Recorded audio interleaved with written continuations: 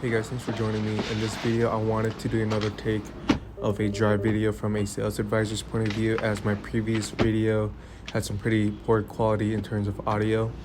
So in this video, I wanted to go over features and functions, drive, product availability, as well as pricing for you guys, and pretty much what you can expect for the QX60s in the future here. Now, starting off with the drive, just getting myself comfortable, and then pricing for the QX60s, you'll be looking at a base pure priced around 50,000, and then you'll be looking at a Lux priced around 57,000, a Sensory, which is above this model, priced around 62,000. You'll be looking at the top of line Autograph, priced around 66,000.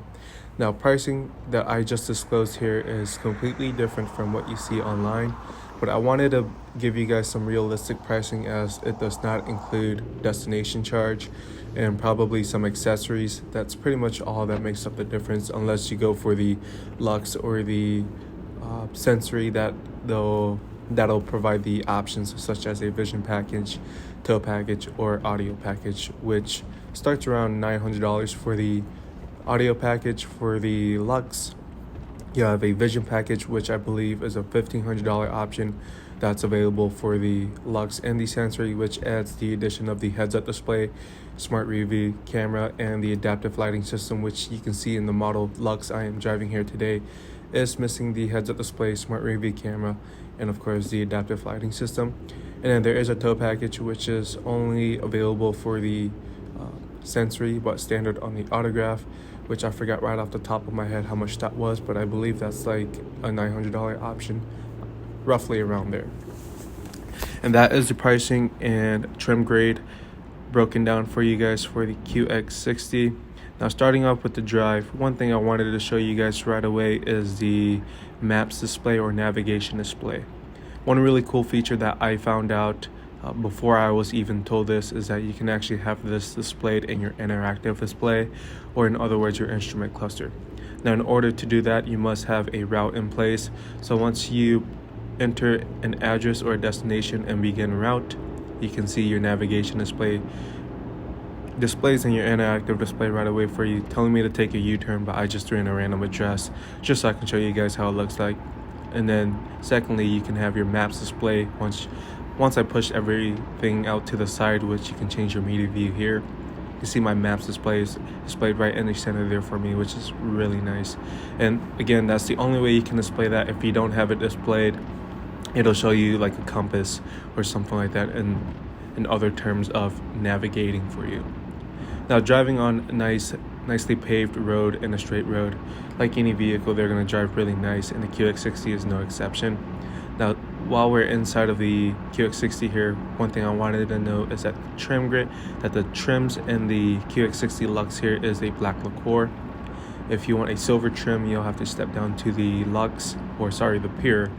And then if you want a real open pore wood, which gives you like a matte finish, which you can feel like the stems and all that stuff of the wood, which is really nice in my opinion. You have to step up to the Sensory or the Autograph to get those trim. And then you can see I am missing the audio package, which would throw in additional speakers on the A-pillars, and then my speakers by the doors would be metal speaker accented with embroidered what's a Bose Performance audio system is what it would say. So you miss those kind of nice looking materials on the interior, but that's if you care about the audio package, which I'm an audio freak. Also, one thing I wanted to note is if you want enhanced ambient lighting where it lights up underneath like the wood or the trim, you must step up to the Sensory or the Autograph.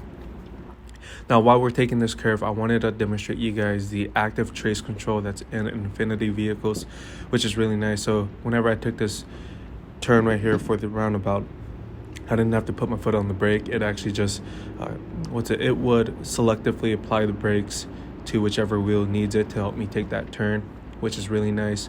So as long as you have your car in comfort, auto, eco, I believe those three models, it'll have active trace control on for you to make sure you take those turns without possibly flipping the car over. I did want to know, if you have the car in sport, it won't turn off the active trace control, but it'll reduce it. So it'll try to give you full control of the vehicle, and the vehicle will try to give itself the least amount of control to try to drive for you pretty much. Now, with safety features, the Lux does come with adaptive cruise control, which can bring you to a full speed range. Adaptive cruise control is what it's called, so it can bring you all the way to a stop in traffic for up to 30 seconds and then speed you all the way back up to highway speeds, which is pretty nice. Also does come with lane departure warning, prevention, and blind spot warning and prevention, which is pretty nice. Now, your blind spot indicator lights are located outside of the mirrors now instead of inside of the A-pillar. So that's one change with the QX60. I'm not sure if they'll change that to all their Infiniti models, but that's what they did with the Infiniti, which I didn't really care if it was on the inside or outside personally. Now, as we take this turn, one thing I'll be showing you upcoming on this road is the cruise control. So once you have your cruise control set, you can hit the blue icon on the steering wheel. It'll light up the same icon in your interactive display, but it'll be white. Once you set it, it'll turn blue. And then how you know your cruise control or your adaptive cruise control is on is everything will turn green, which it should here in a little bit. Now there it is.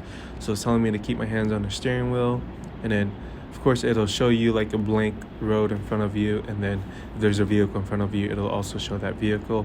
It does have the distance safety feature where you can set your distance of how far you want to be from the vehicle in front of you. Now, with my hands off the wheel, I did also want to note this isn't a hands-free driving system, but I wanted to demonstrate to you that it can drive for itself for about 15 seconds if you wanted to do that, but Infiniti does not recommend it. They require you to continue having full control over your vehicle, which, of course, no vehicle is fully autonomous yet. I don't think Tesla is either, but now I decided to throw the car in sport mode here so I can let you guys know how the car really drives and feels, which I'm excited about because I already know how it drives and feels. One really cool thing is your center stack down below the 12.3 inch screen that I'm playing with here. It's all haptic feedback, so heated seats, ventilated seats, and heated steering wheel. Whenever you push one of those illuminated controls, you'll get a haptic feedback feel, which is really nice. Now, this Lux model is also missing massaging seats and an air ionizer. If you want those features, you must at least step up to the Lux or the Autograph trim level to get those features. Also, if you want the really nice diamond quilting on the dash or the seats with the upgraded semi-annealing leather and captain chairs in the rears, only the Autograph trim level will get you those nice features for the interior. Now, as I got up to speed here, the QX60 drives really nice. One thing I really liked about it is that it doesn't really, sit high in the rev range. Typically, when you throw cars in sport mode, they like to sit high in the rev range to make sure the power comes instantaneously. At least that's what I assume or think. But the QX60 sits down low to keep the engine quiet, but whenever, as soon as you put your foot on the gas pedal, it kind of responds instantly, which is really nice. Now, this car is by no means a sports car. I drive an M340i, and that car drives like a sports car. This car drives, of course, like an SUV, but it does have a sporty feel for the category of SUVs. One thing I really hope that Infiniti does in the future is maybe another powertrain. The V6 is very nice and smooth, but another option would be pretty nice. One major upgrade that they did with zero complaints that I have is the 9-speed automatic transmission. I didn't really care for the CVT previously too, but I've owned Nissans before, and one thing that got to me was the CVT transmission. The droning and the fake mimicking for the shifts. That's something that I had to adjust to when I first owned a CVT transmission.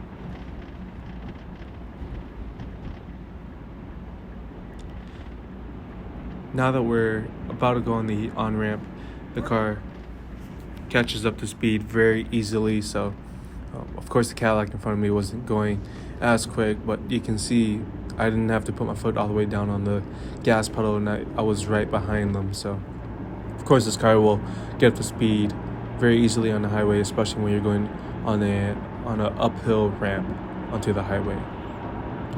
And then also, while we're inside of the QX60, did also want to note the Lux and the Pure will have a different leather wrapped steering wheel to the sensory and the autograph trim level, so you'll get a more premium feel, which I noticed that right away. And the looks of it and the feel is something you can notice right away when you sit inside a sensory or an autograph compared to a Lux or a Peer. At least what's really nice is the panoramic roof is standard on all models, which is pretty nice. You do get roof mounted air vents for second and third rows too, so those don't really get in the way where you don't have to worry about your kids putting snacks or anything like that in the air vents, because they're mounted in the roof. USB ports. If you want USB ports for all three rows, you must at least step up to the sensory or the autograph. Otherwise, the Lux and the Peer will be missing those additional USB ports for the third row. Not sure exactly for the second row, but you might get those standard. While we're talking about the second and third row, if you want heated seats, sensory and the autograph will get you those, at least for the rear seats.